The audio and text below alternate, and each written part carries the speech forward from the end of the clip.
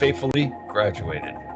Dr. Nozawa became to be a prominent dentist, and years later he opened a handful of dental clinics, which now, through his work, could finally afford the lifestyle he had always wanted.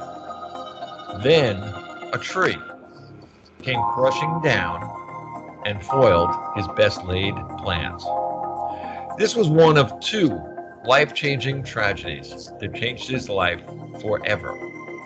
During his resulting and prolonged stay in the hospital, and as he took a year to learn to walk again, his wife Deborah hired temporary dentists to keep the clinics open.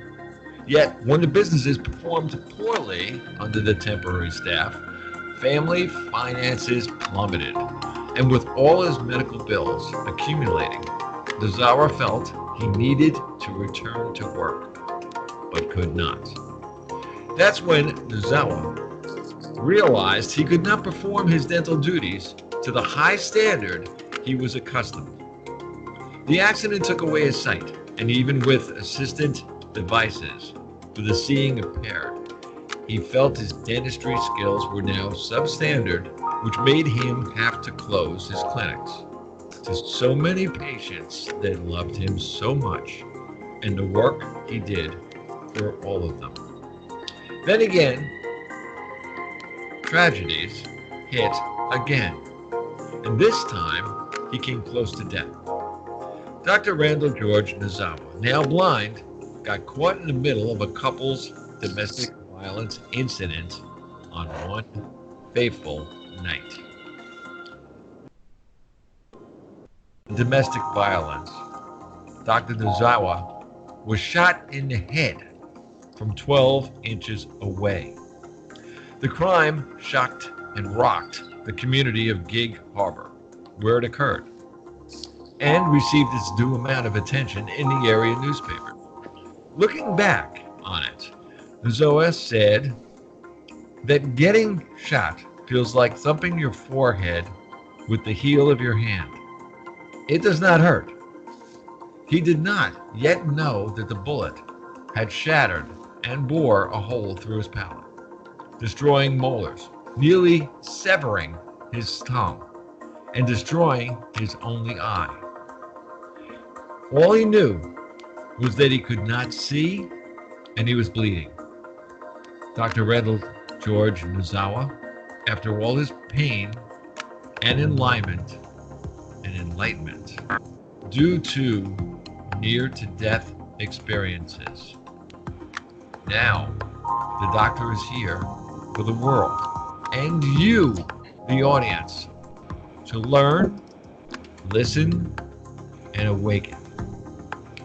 Some of the subjects he's going to touch on are the 8 pillars of wellness, which are nutrition, mental, emotional, physical, spiritual, relationships with self, others, with the environment, management of toxins, finances, many of the new technological advances that have brought many solutions and conveniences, but also more new problems. And sadly, greed, power, and sex. Food that's no longer fresh from the earth and our water has been hijacked and contaminated by the big agricultural businesses or chemical companies like the ones we know about, and poisoned with herbicides or insecticides and antibiotics, petroleum products stored in chemical bleaching plastics filled with illness-causing GMOs and used as a political fodder to control humankind, infecting us with diseases and making us beholden to the pharmaceutical criminal racket. Combine the enormous stresses of earning an income inactivity because of work requirements and travel. The toxins building up in our bodies, divine gifted bodies, and sliding further down a sinkhole of hopelessness and helplessness. Humankind is suffering, and dying. Call the doctor today on his shows. Talk to the doctor. Listen to a show that will probably be a #1 daytime listening show on or before the year 2020, I predict. With great respect, it is One Worldwide Radio Network's honor to introduce Dr. Randall George Nozawa.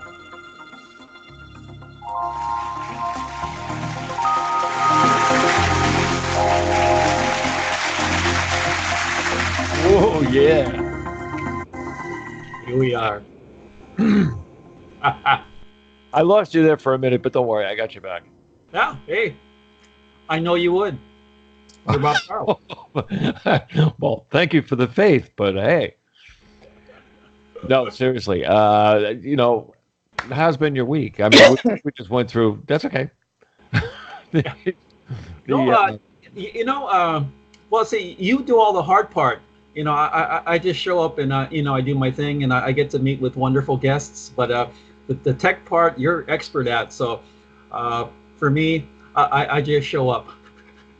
And thanks to you, I've got this great show, and I get to talk to people in 138 countries, and each show gets a larger and larger audience, and that's thanks to you. And then we get to introduce just great people to our world, and that benefits a lot of folks. And like I said, it's a wonderful thing, and we're off to just a great new year, and this is going to be the best ever. Doctor, do you have anything on over there? On what? Oh, it sounds like somebody's shaving. No, this is my computer. Let me see. No, nothing on here. No, this is my computer that I think that it tells me that I'm going to need a new one. Oh, is that what it is? And this is just started, so I guess this is the sign for 2020 that I need a new computer. Okay. Yeah, that's ooh. And Donna, I'm watching Donna, and I know you can't see Donna, but I can see Donna, and she just went, oh. But I mean, it's yeah, okay. It sounds like Donna will agree with me. It sounds like an Australian band. That's what it sounds like. Okay. Anyway, Doctor, you have a wonderful guest here, Ned. I've talked to her on Skype and everything else. Ned, she's a millionaire lady, and that as far as her attitude concerns and everything else, Ned, about her. I've gone over the book extensively. I mean, I've really had a chance to look at the thing, and I'm going to bring up, and just to prepare you, I'm going to ask you, because I don't think maybe the doctor had read the whole thing, but Chapter 7 interests me. So if you got your book there, look quick. I mean, it was an interesting one. So we'll get into that later, Ned. For now, I'm going to put you in the hands of a good man, a great doctor, an unbelievable person, Dr. Randall George Nozawa. Donna, are you there? I am. Thank you so much for having me, Bob and Doctor. I'm really grateful to be here today. Yeah, interesting journey for me, because I know actually who you are, and this was back in 1984, as you know, but more so through the 7 movies that came out with Andy Sedaris. And you, back then in the 80s and 90s, became an international celebrity and star. Mm-hmm. And from there, I hear your name again last year with an email that got sent to my inbox that you've made the cover of Recovery Magazine. I go, well, Yes. what is this? And why is she on Recovery Magazine? Right. I went from fighting villains I to looked up Recovery Today your magazine, history, right? and it was just amazing, and that's why I wanted to get you on. And I said, okay, well, she's this mega star, and I'm going to write to her. And I said, well, all she could do is just not respond. And I go, oh gosh, she actually responded to my email. Oh, now what? Oh my gosh. Oh my gosh, then I wrote to Bob.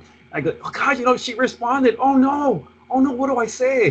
What did I tell you? What did I tell you? I said, settle down, boy.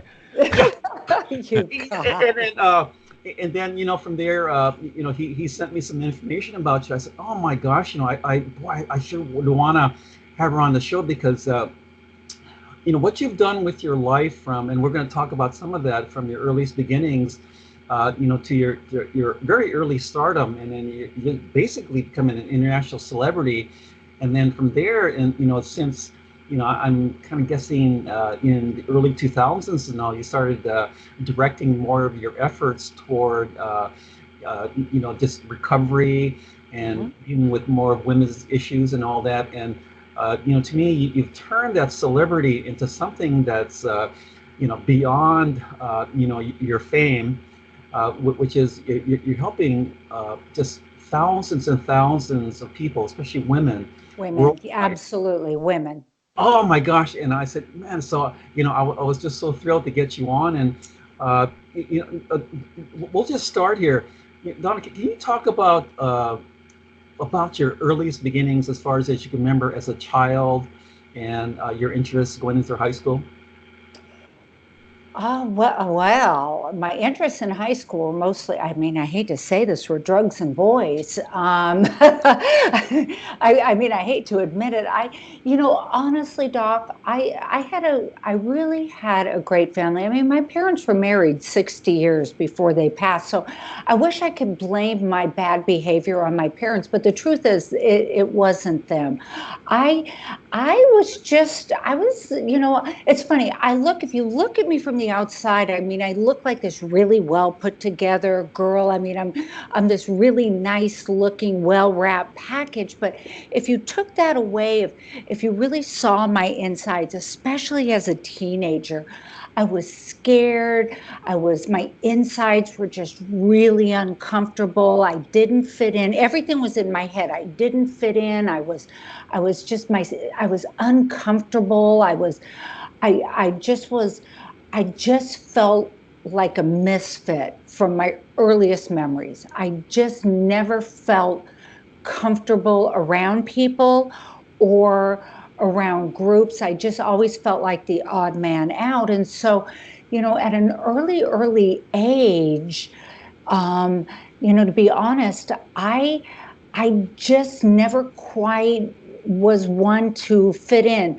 Though it's funny, if you looked at me, you would have thought I was the leader of the group, but I always felt like the one in disguise. I don't know if that makes any sense, but if you read you did read my book, which by the way, thank you so much for reading my book. I really appreciate that, but it was in my character makeup. It's just how I was made. So in other words, you had a psychologic facade.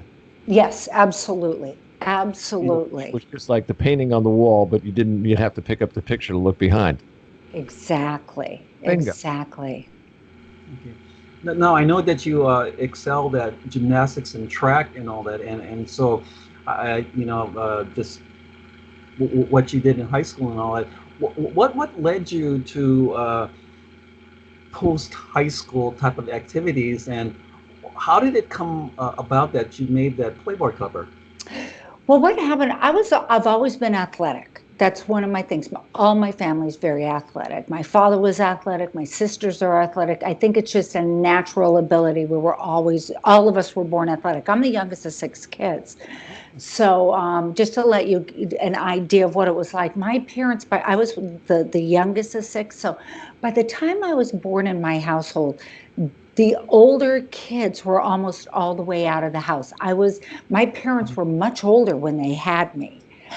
Um, so I was the kid that the parents were kind of like, we're really tired. She'll be just fine. Okay.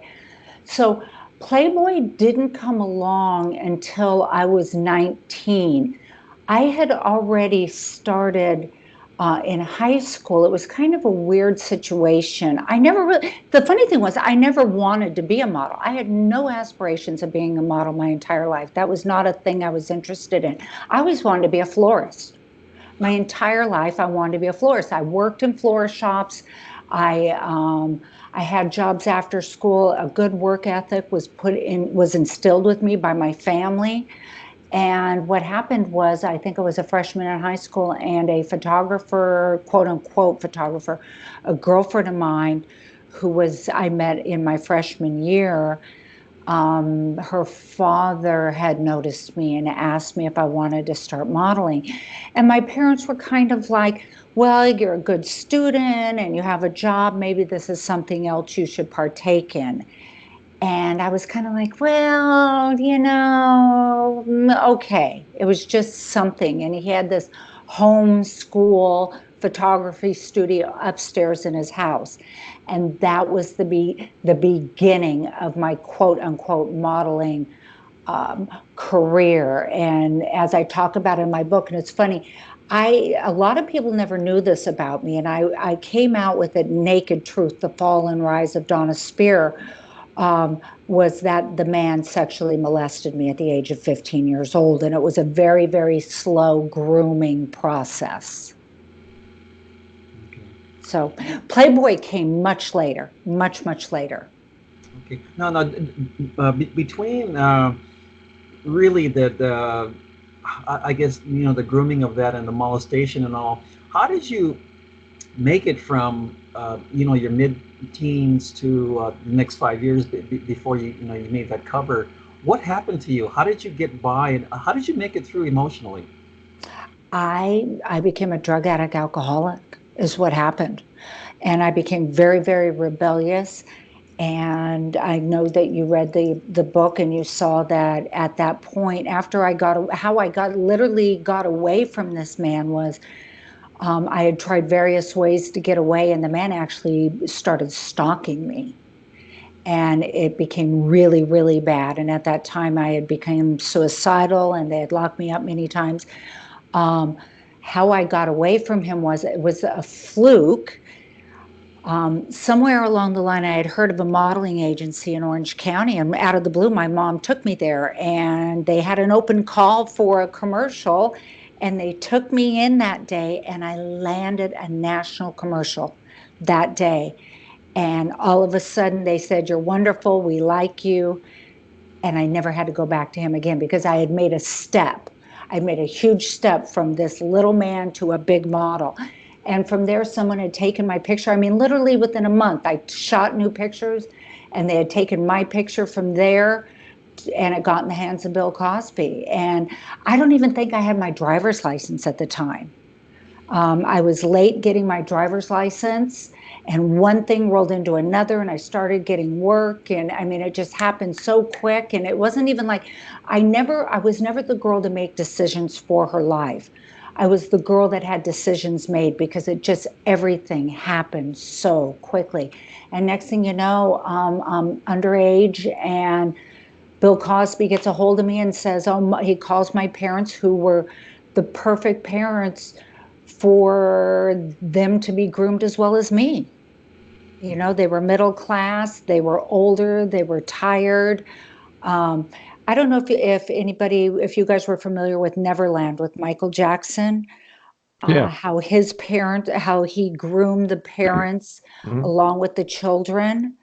My parents were groomed just like that. He promised he would mentor me, and he would do this, and he took me to William Morris, and he took me in front of Coca-Cola, and he did all these things, and he called my parents, and he took my parents on trips, and he did all these things, and he literally groomed me and my parents just like Michael Jackson did with his parents.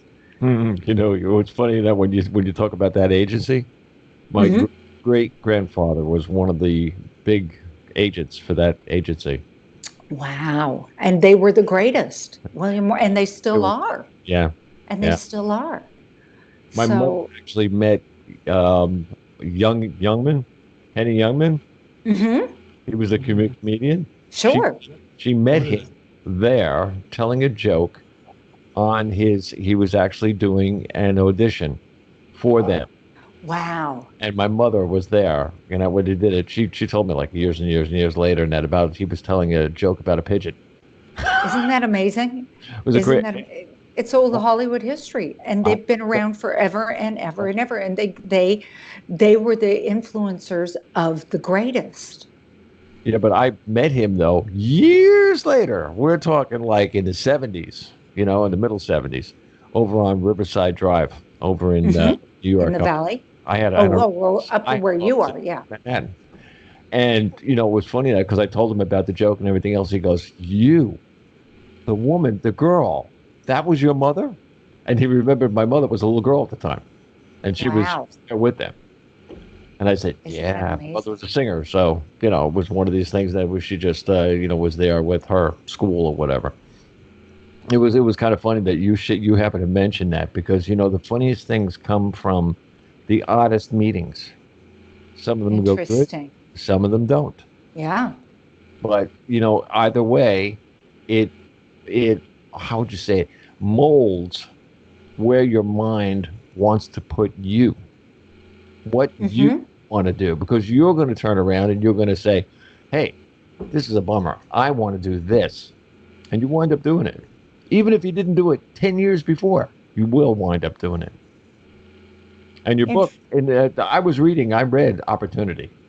That whole chapter, and I'm telling you, it was like, I mean, I could picture it, a woman being someone who didn't want to be there, but knew where she wanted to be. I was just young. I mean, you got to remember, I was 16, 17 years old. I was a baby. I was a baby girl. I was a baby girl when I met Bill Cosby. I didn't even have my driver's license. I was pretty young. No, he was 26 years my senior. Ouch. Yeah, I met him in a recording studio one time, and he was a nice guy. Yeah, he can be pretty nice. He can be when he needs to be. Yeah. Okay. We had an interesting party of the ways. The doctor, I know the doctor has a question for you. Sure, go ahead. Go ahead. No, well, I like listening to you both, but to me, as as one a doctor, the other is I like finding root causes, and I'm very analytic. So sure, I look at someone like you, and then just from what's in your book and what's transpired so far, you're a young person, and you've gone through molestation, which is just gross, awful. And then you douse that pain with whatever intoxicants you can do. Plus you're embarking on this incredible ride as a celebrity that you never expected. So between those mid-teens to your early 20s, how did you get by there? Besides the intoxication and stuff like that, through the serious physical and emotional type of traumas. You're gaining fame, and you're basically becoming an international celebrity that you never expected, but it's happening and all.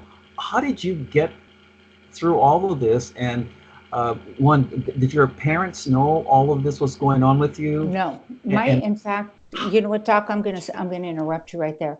Yeah. You know what, Doc, had my parents not passed away, I never would have wrote the book. They never found out about Cosby.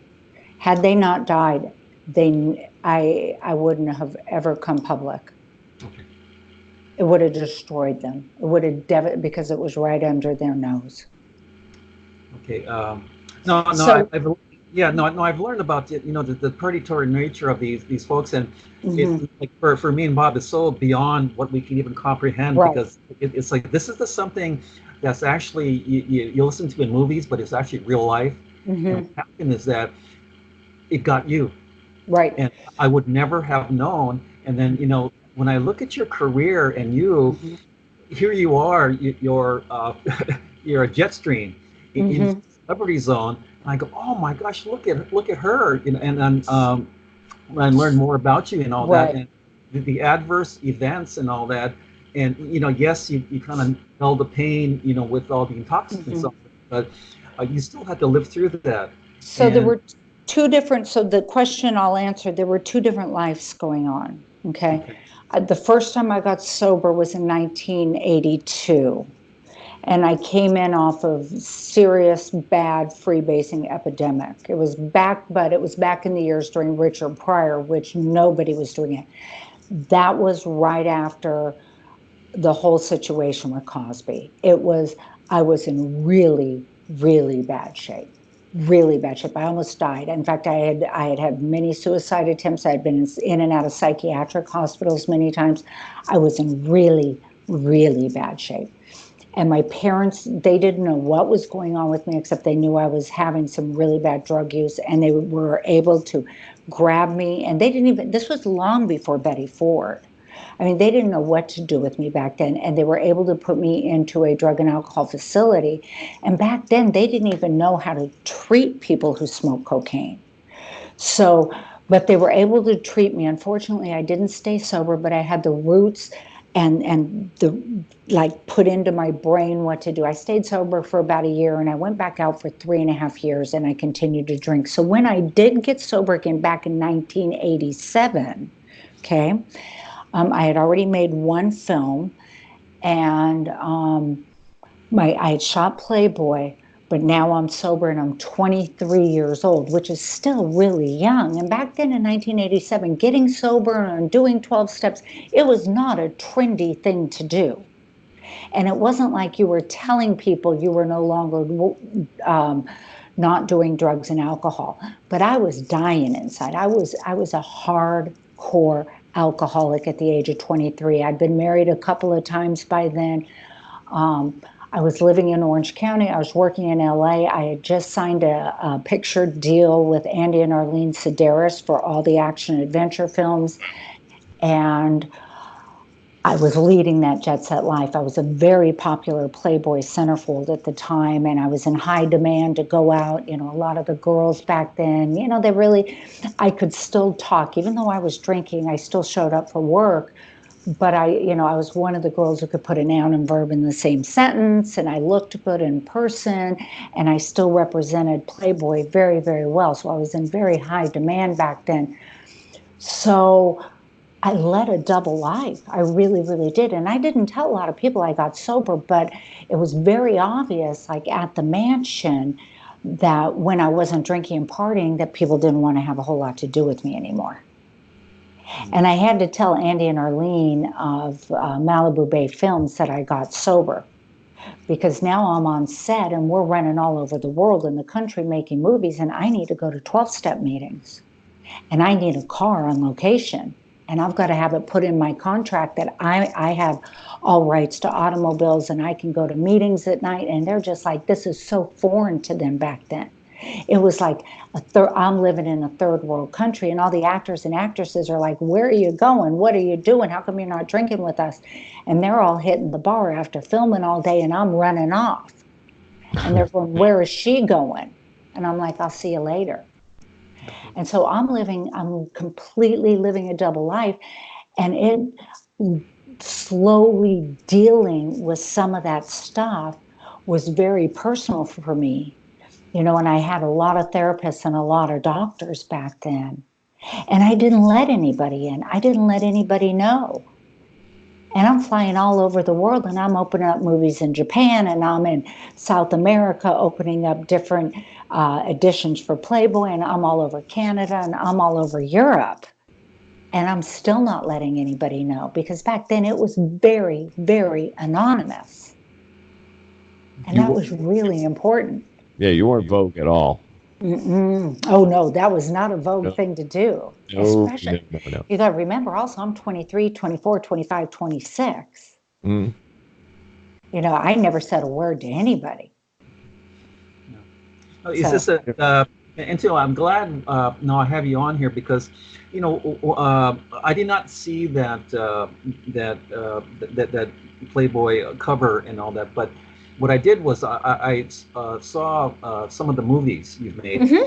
and then when I when you responded to my email, I started remembering back then because what I noticed, and I guess this is maybe my analytic part, is that I noticed you were built like an athlete.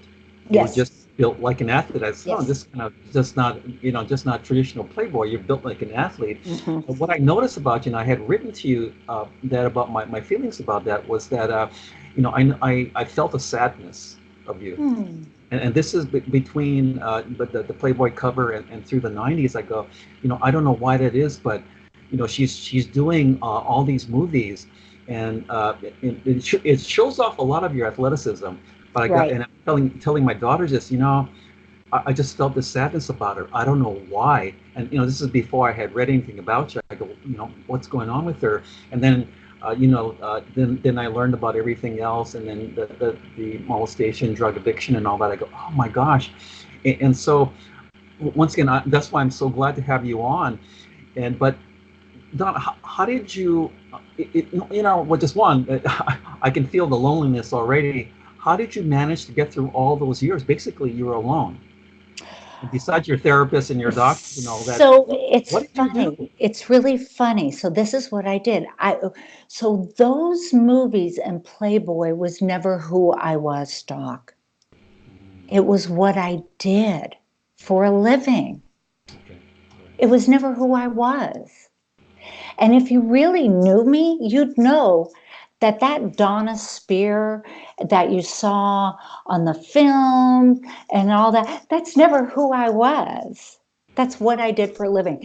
And the really cool thing about all those films and all that goofy stuff and signing autographs and all the posters and all that, it enabled. So I lived an hour out of Los Angeles. I stayed away from LA because of the whole LA vibe. I lived in Orange County and I chose to drive back and forth. Okay. The whole LA vibe was a very kind of a sick thing for me. And, I was sober and I was young. So I lived in Orange County and I'd go up there and I'd work and I'd get my little paycheck and I'd drive home. Back home for me, and oh well, let me back up. So what that enabled me to do was doing those movies, and it was almost like a part-time thing. So you got to remember, I'd go on set and I'd make those monies and I'd go on location for like 30 days and I'd come back. But what that enabled me to do was come back to Orange County and stay sober and not get high. And I was able to carry the message and work with other younger women who saw that I was this model and this movie star from LA, that if I could get and stay sober at this early age, that they could too. And that's what it did for me. I didn't have to go to a job 9 to 5. I was able to spend time in 12-step meetings and work with other women. And back then I had commitments and I volunteered my time back then at like Salvation Army, and I spent a lot of volunteering time at recovery homes for women, and doing all kinds of things back then. And that's what I did. And so I looked at it like though that job enabled me to get and stay sober more than anything. So it never was who I was. It was just what I did for a living. So when people looked at me and said, in 1992, I walked away from that industry, I literally made a clean decision. It was the first real decision I made in my life versus having made for me, that I walked away from that industry and I never looked back. I never said, oh, I don't know, maybe the next really big job's coming, the next movie, I'll be a star. But no, I made a clear decision to walk away. And people said, don't you miss it? Don't you miss it? I said, no, I've never once woke up at 4 o'clock in the morning and wished I drove to LA for makeup. Not one day have I ever missed it. There's nothing there for me. Nothing. There's nothing there, ever.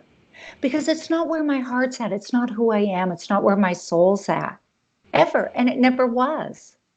It was something that It was me. It was like it was my destiny to go there, to be able to carry the message to other women that you can do that and come out and have a greater purpose in life and nothing more. Because it's really an industry of just show up, make money, and come home, just like any other job. I just happen to run through the jungle in a pair of boots. I mean, it's nothing more than that. Really. I mean, really. A lot of people go, really? And I'm like, yeah.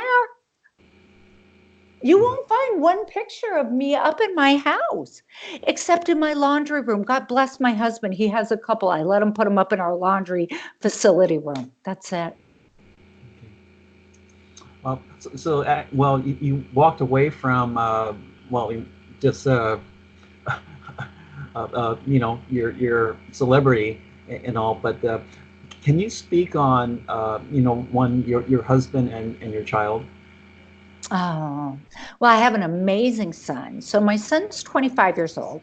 My son has never seen me drink or use drugs. Okay. Ever, which is amazing for a recovering drug addict alcoholic. That is amazing. He knows about my past, but he's never seen me on TV or in a movie or anything, ever. He doesn't know that side of me. He knows a sober mom who was a room mom up to the time he was in 6th grade, who used to, when he was young, throw him on the back of my Harley Davidson and we'd go for a ride. Unfortunately, his father and I divorced, so I was a single mom for a long time once we divorced, because I had to raise a son by myself. And I had to be a good example of what it was like to be a mom. And it was hard being a single mom.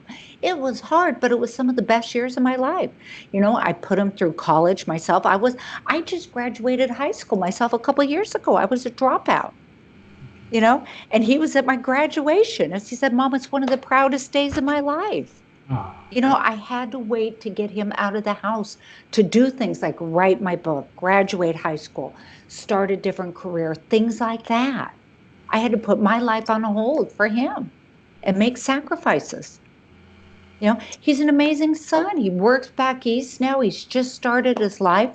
I had to wait, to date and do things like that until my son was out of the house. I met my husband when my son was 18, and we'll just be married 5 years. Congratulations. Yeah, so I had to make grown-up decisions.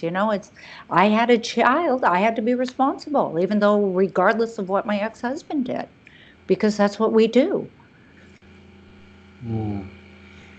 What was the decision that led you to becoming a recovery expert?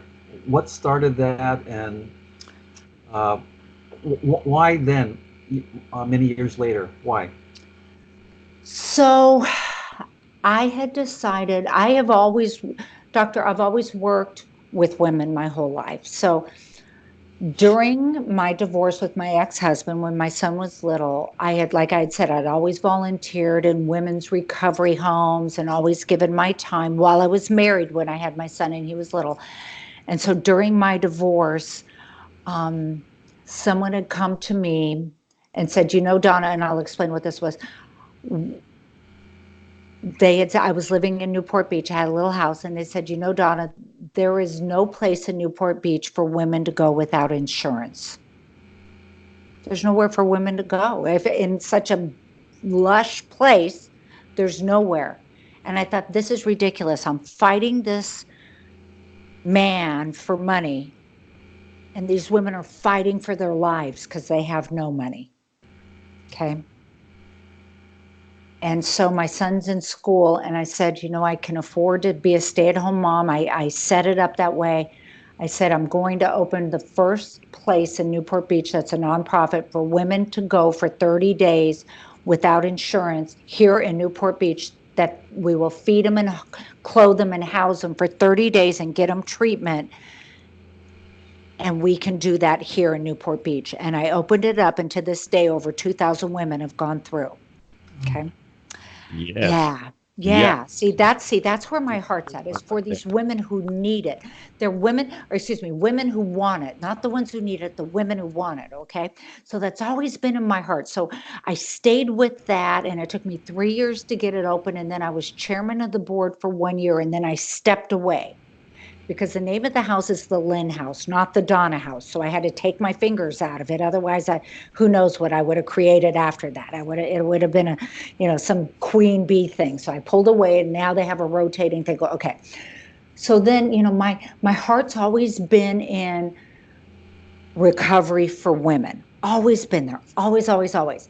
So because I have been blessed with being able to stay sober over 3 decades. So after my son was finally away at college, which took him a couple extra years, I decided I wanted to go to school and get some letters behind my name. And I did that. Just because it was something I was good at. And then I thought, on my list, I want to write my book. And, one thing led to another, and it just kind of evolved like it should have naturally. I don't know. I guess I don't know. It's just something that has always been inside of me. It's like I've been given so many gifts so freely. Honestly, I should have died a million times. Let me just add this too, and then while you're on that subject, in 2003 you were selected the Woman of the Year for the Yellowstone Foundation. Mm-hmm. That's a step up. That's one of those women's places I just volunteered at, and I just kept showing back up to love these women who felt unvaluable and non-lovable and unworthy. Mm-hmm. And in 2004 and 2006, you were on the board of the W.I.N Foundation, which is Women in Need, a recovery, education, and empowerment program. I mean, come on, this is August. This is great. This is awesome. Right. And so I just think it's really important because I've been given so freely these gifts and these tools of sobriety, and I've literally, by other women, been loved back to health. I've been given my self-esteem back, and I've been given so many tools, and it's been by other women. It's not been by men. It's been by other women. That I think it's so important that I continue to give it back. And that's what I do. And so, my coaching practice, I do a lot of pro bono work. I give a lot of other women back what needs to be given that they can't afford. Doc. Yeah. It's just, I analyze everything, right? But, keep analyzing, Doc. Keep analyzing. Yeah. For everyone like you, I believe there's thousands and thousands of other women that, get molested or, get into, the drugs and all that, and they never come out of it. And so, for you, what is your, what do you want to see that way? Because, like say, you were blessed with inner strength, you had determination, and you kept stuff from your parents, who were wonderful parents, and all. But see, you made it out. A lot of these women don't, because because everyone's not made of the same fabric and all that.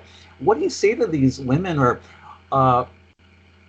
just the stuff the gross things that I think guys do sometimes? I don't understand it myself, but what is your plan? What is your, how do you see all this, and how do you help these women to find their heart and to make their stand and to go live the lives that they would love to live? What would you do, or what would you say to that?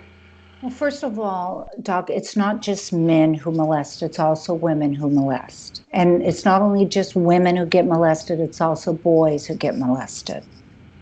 So it's a crossover thing. Two okay? ways.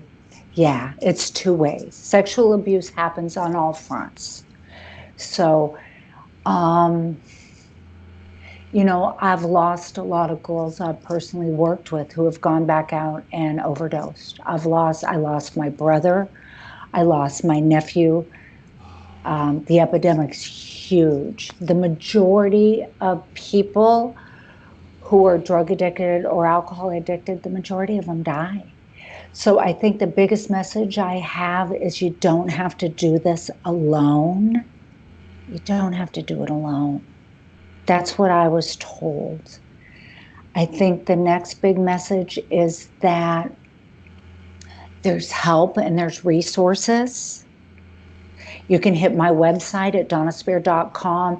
And if I'm not the person to help you, I can help find someone who will help you regardless of what your income level, your race, your religion, what you believe and what you don't believe, if you're 12-step or not 12-step, if you're sober curious. I can help with those resources. I'm not the end all at an end all, but I want to help if you're struggling. I think that's most important. Now, what can be done, with that as far as teaching either parents, kids in K through 12 or even college of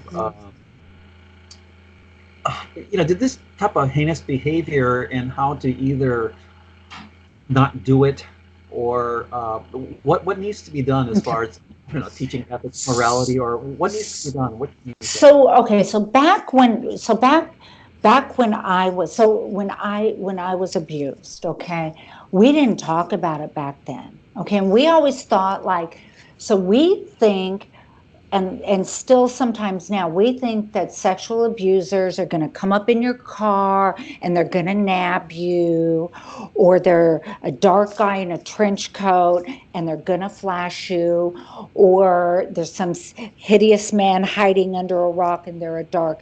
That's not generally the case. The majority of people who are sexually abused are abused by somebody they know, an immediate family member or a neighbor.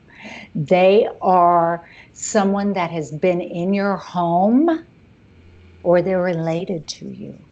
Now, isn't that an interesting statistic? Because when you were groomed and the perpetrator has to get close to the family to get close to the person who is getting groomed. And that is one of the things that has to be known. Both times when I was sexually abused, the abuser sat at my dinner table with my parents. That abuser the perpetrator had to get close to my parents, had to get close enough to be trusted with their underage daughter. Shocking, huh? Yeah. I work with a gentleman by the name of Bruce Cameron. We do a speaking circuit called Shattering the Silence, and Bruce is he taught at prisons, and he taught dealing with perpetrators on different levels of sexual who have been arrested on different levels of sexual abuse and battery. And the one thing is that most people know an abuser and they're not even aware of it. So it's amazing. It's amazing because we all have, from years ago, we all have this big image in our head that a sexual abuser is a dark, seedy character. And that's why we're so shocked when a sexual abuser is like a Jeffrey Epstein, who owns the most expensive piece of real estate right here in Manhattan. You see what I'm saying? Or it's the Bill Cosby, who is America's dad. We don't want to believe it, but yes, indeed, they are. They have to be those people in order to get away with doing what they're doing. They have to be, right under our noses. Does that make sense? No, they have to be the Boy Scout leaders. They have to be. Or else are they going to find the boys? Ouch. Ouch. We just saw a story about that too with the Boy Scouts. Mm-hmm. But then now wait a minute. You got the priest too. Right. So it's I don't need to get into that, but that's the reality. Just a part. Yeah. Right. Just a part. You don't have to get into that one because everybody knows it anyway. But what you explained, no matter which level you put it on, whether it be the neighbor next door, the friend, in your case, a photographer. Right. The friend of the by the way, the photographer was the chief of the fire department of the city I lived in. Oh, Oh boy. A respected community member. never expected. Right. So it could be anybody, you know, and honestly, they're sick individuals. I'm not angry. I'm not mad. I'm no longer hurt. I've worked through it all. I had to get to that place of forgiveness to continue to move on to help others. They're sick individuals. They're very ill, sick, and spiritually sick individuals. And but just to, I'm gonna fast forward here a little bit. Okay, please do. You are, Please do to happier times. yeah. But no, this is good stuff. You know, well, you know, sometimes then when you're talking to somebody and that you see it's like it's time to, you know, change tracks for a second. Sure. I'm easy. Switch hats. Move along. Exactly. You're also CEO of Recovery Coaching Experts, and you're Yes. also a nationally certified recovery coach. Mm-hmm. I mean, come on, that is awesome. Thank you I mean, so much. nationally, you're going to all these places all over the country, Mm-hmm. talking to women and telling women, hey, you know, there's a better way. There's a better way, and I'm a speaker, and I'm now, I do what they call, I'm a speaker. I'm out and I'm speaking about it, and a keynote speaker. I'm a coach. I do one-on-one coaching via Skype, just like we're doing. I work with women one-on-one. I work in groups. I also, if you're in 12-step or any sort of sober curious, which is huge right now, it's Sober January. I don't know, Recovery January. I don't know how familiar you guys are with that. Doc, you might be a little more familiar with that. I work with sobertravel.com. I do big sober cruises, and I hold groups for what we call emotional sobriety. I teach and talk about, just like how you work different steps and modulars. Am I making up my own? My husband says I always make up my own words. I teach different ways on how to work your way out of some of these emotional traps we get ourselves into, and get ourselves out of that victim mode, and get ourselves into these good recovery type things, and learn to forgive our perpetrators, and learn to get into forgiveness and wholesomeness and love and kindness and giving back. And that's all part of how. You keep asking me, how did I get there? I teach, how did I get there? You see, she just hit something, exactly what I say on so many of my shows. And that forgiveness, it's huge. I mean, it's so huge. I mean, it could change the world if everybody looked at the guy next to them and said, I love you. Right. You have to get out of that victim. You've got to quit being that villain. You've got to quit saying, poor me. We have to get into forgiveness. Mm-hmm. And it takes a little time. It does take a little time, but if we don't, we're going to be miserable. We're going to continue picking those bad relationships.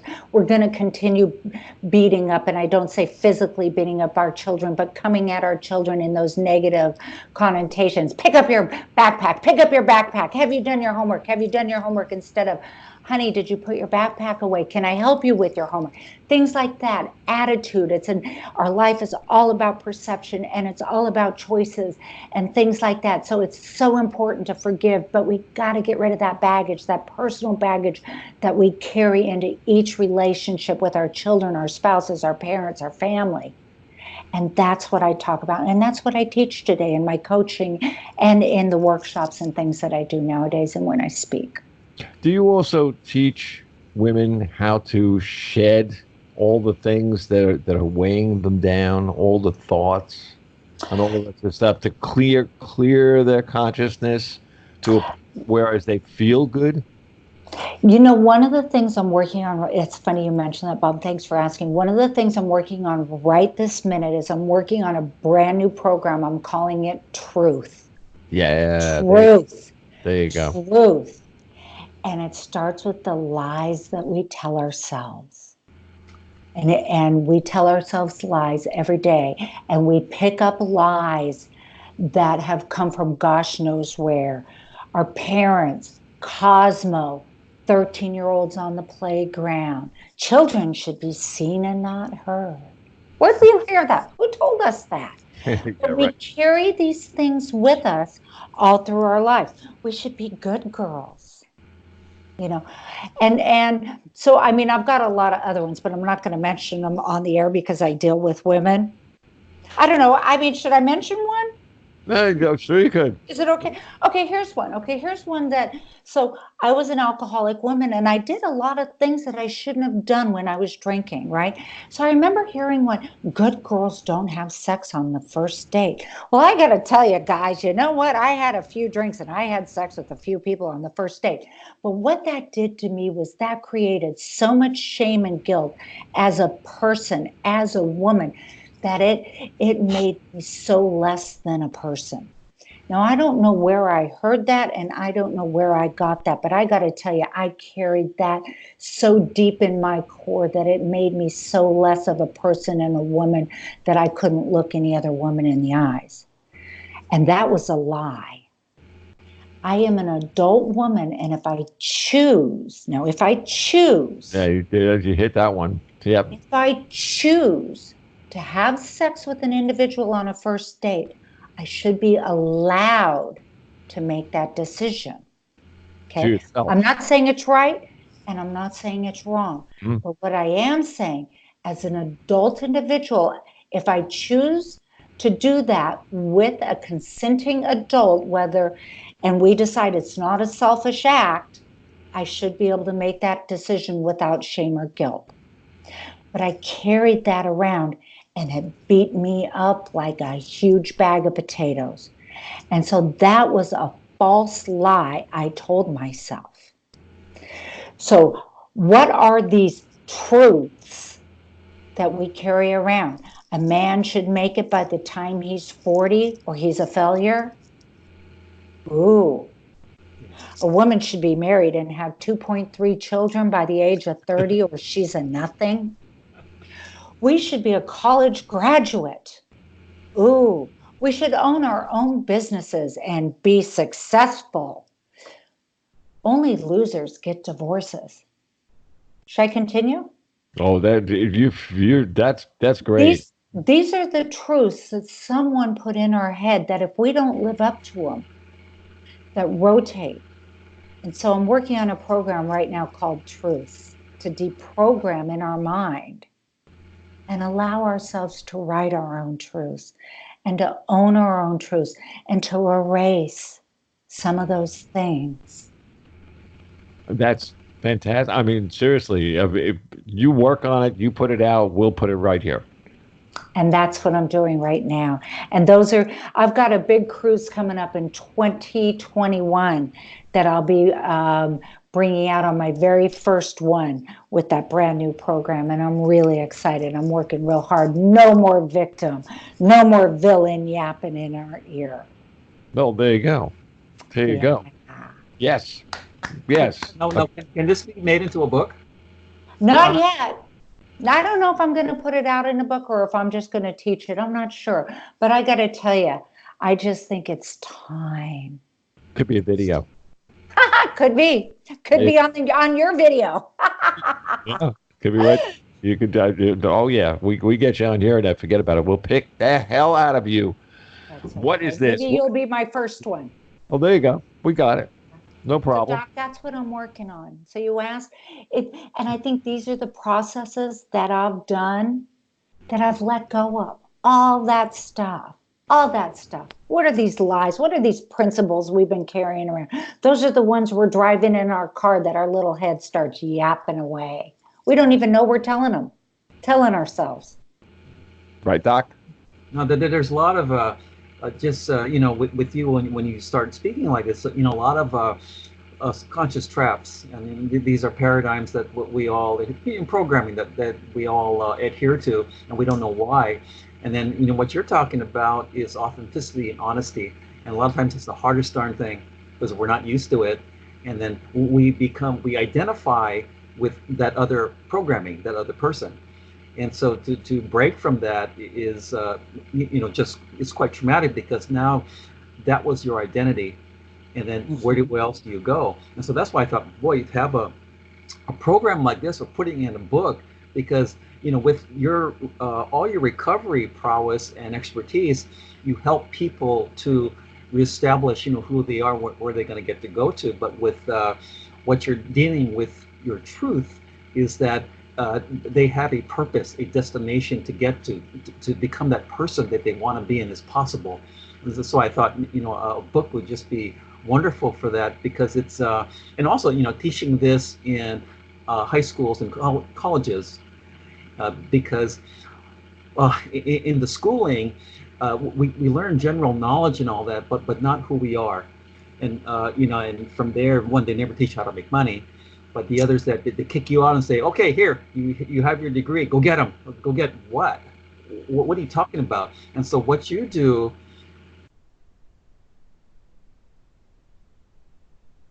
Yeah, well, he just kind of froze up there. I'll finish. What I do is I'm kidding, Bob. Yeah, that one froze. New computer time. Oh, there you. Almost. Hi, Bob. We lost you on what you do. Doctor. Oh, sorry, yeah. Doc, not Bob. You froze. Yeah, no.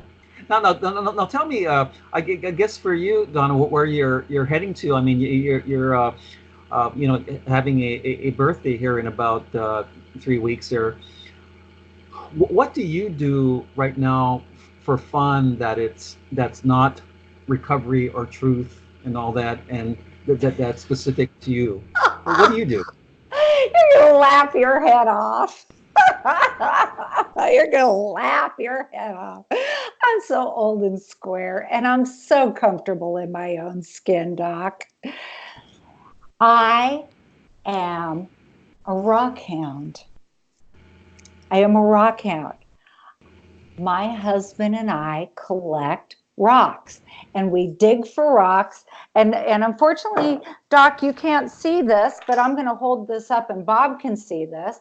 This right here, we go out and we dig in mines. And what I'm holding up here is a very large smoky quartz rock. And this is an actual a very large one with I can't even remember the name. Oh, where's my husband? He's been popping in and out. This is a complete, it's 9 million years old. I pulled out of the Reno mountains in a mine, and we go out and we dig for rocks. I mean, that's what we do. And then we travel around the world and we dig for rocks, and we go to rocks places and we buy them and we trade them, and with all these not geography, what are they called? Nerds. The guys, geologist nerds that I can't understand. And I just sit around and nod and clap, and you know what? But we have a blast. That's what I do. How scary, huh? No, that's. Let me tell you something. There's a lot of money in the right rocks.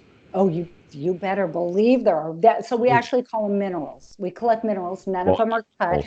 We don't believe in, I'm not a big holistic person and believe in the energy in them. Some people do. That's not why we collect them, but we have a very large variety in my house. We have them on display. And, I just started writing for Recovery Today magazine. I'm doing a question and answer where people write me and I'm answering very truthfully. I hope that goes for a while. We'll see how well that goes. I do a lot of writing. I work with a lot of women. I mentor 7 women that keep me on my toes constantly. They're over here twice a week, and I travel. I have a full, lovely life. I garden. I'm almost 56. I mean, I love life. Things are great. They're wonderful. I'm healthy. I'm happy. We're getting ready to move to Arizona, so we can be out with the rocks. The scorpions and the cactus. That's nice. I have sisters. I'm very involved with family. I try not to track down my son too much, I have some people in Arizona when you go over there, and that I'd like you to speak to. They do shows and things that over there too. I'm heading out in, what's today, Tuesday? I leave Thursday morning. I'll be there for a week out in Scottsdale. I have a lovely, lovely life. I'm very, very busy.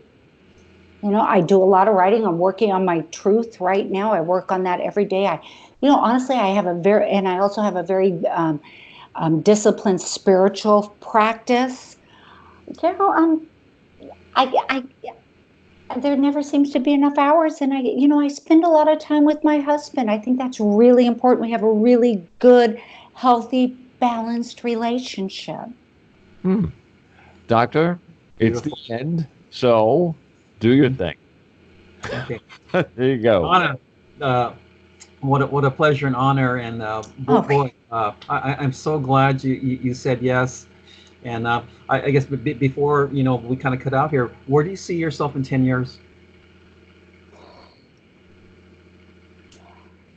I'd like to probably kick out another couple of books, and honestly, I'm going out to Arizona and maybe opening up another home for women. That's really what I'd like to do. That's my ultimate goal, heading out there. Okay, no, that's really beautiful. Boy, great new year, and I get to meet Donna Speir.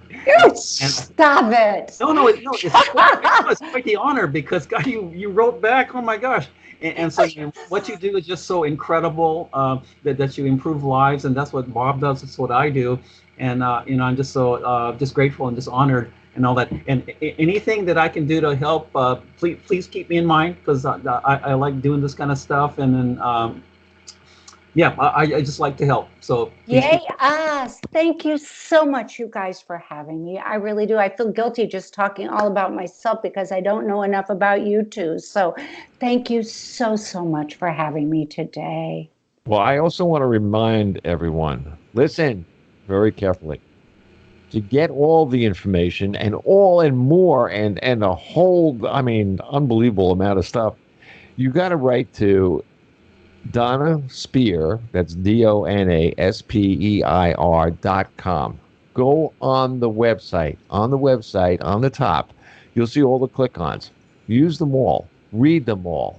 Believe them all. Let your heart be part of the website, and you will understand who and what Donna Speir really is. She's the help. She's that rope that you throw out in the middle of the water net to save someone that's going down for the third time. Let me tell you something. She saved a lot of people, and it's time that she saved you too. So, or at least let me help guide you a little bit. Hey, listen. Even if you're not an addict or anything, if you listen to any of the things that you did, or any of the talks that you had, and it makes you feel good. It really does. And it does restructure the way you think. It really, really does. Because it's not right there. And I've done this, I've given talks, a million times, and that, like 2 weeks later, you go, oh, that was a good idea. It was like, sometimes it doesn't sink, what somebody says in it the first time. But you go down the line a little bit and you say, I'm going to do that. I heard that. It's going to work for me, et cetera, et cetera. And I'm telling you, you're going to help more people than you know. Not just the ones that are really, really needing it, but the ones that really don't need it that badly. But when they really delve into their own lives, they find out that, yes, they do need it. Thank you. So beautiful stuff. Doctor, unbelievable stuff. You too can look on it, but well, not you, Doc, but don't worry about it. Somebody will tell you. The copy of this show will be on this website right where you are right now in about 10 minutes, something like that. And meanwhile, we are going to get out of here. And thank you very, very much, Ned, to both of you from my heart. Thank you. Bye, guys. Thanks, Anna. God bless y'all. Bob Charles.